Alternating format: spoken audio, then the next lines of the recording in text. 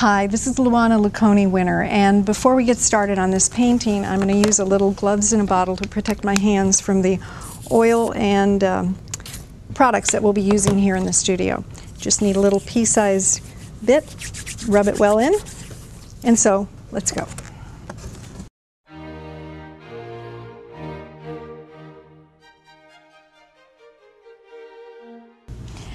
Hi, I'm Luana Winner, and this is a free art lesson about head proportions. You know that I'm a portrait painter based out of Raleigh, North Carolina. Go see my website and you can see some of the things I'm working on now. In the meantime, we're going to talk about proportions of the head, the adult head, and how to measure for the different parts and pieces within that head. I often see people having problems with the profile view of the head, so let's talk about that a bit. If you were to take a square, I'm going to freehand it so it may not be a perfect square, but if we were to take a square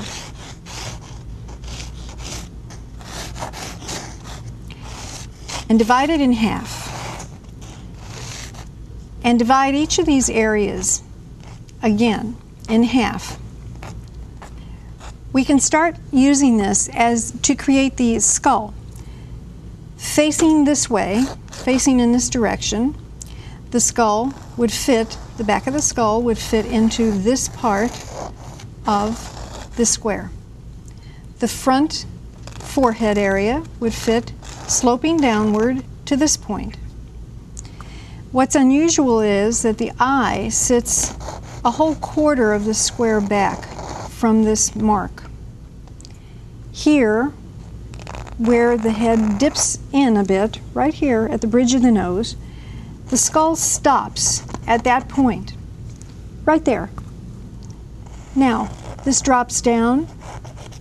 The teeth appear in this area, and then the chin fits here. This jaw bone is referred to as a mandible.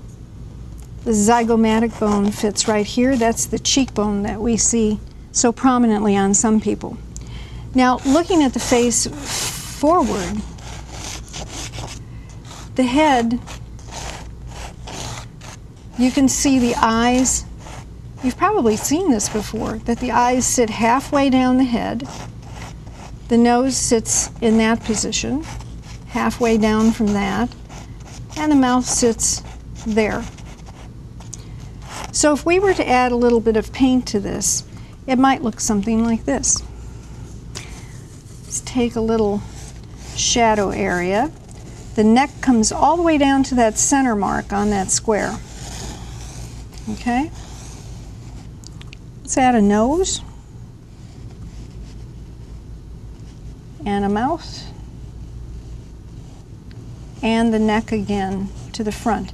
Make sure that this has enough space, enough depth and width, because the head weighs about 16 pounds, and a lot of times I see these little popsicle heads in paintings, and it's not doing you any justice to your painting. All right, so let's do this. We'll put in some flesh in this area. We can put in a nice jawline. Lips, not too red, but just a tone redder than what we had. Nostril, wing of the nose. Let's get that eye in there. And as we start adding this bit by bit, it starts looking a little more humanoid. We start understanding where everything fits. The ear fits fully back to that center line. See if we can warm this up a bit.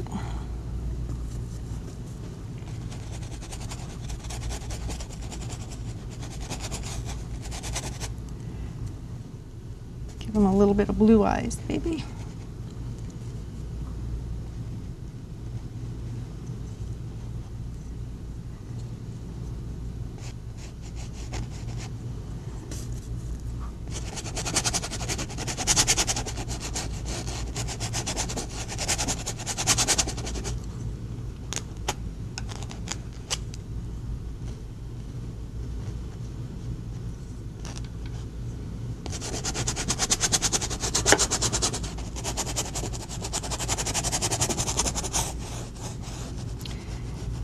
Now, if you keep these proportions in mind for your head and profile, you'll find that the head will be much more realistic and much more accurate as you work.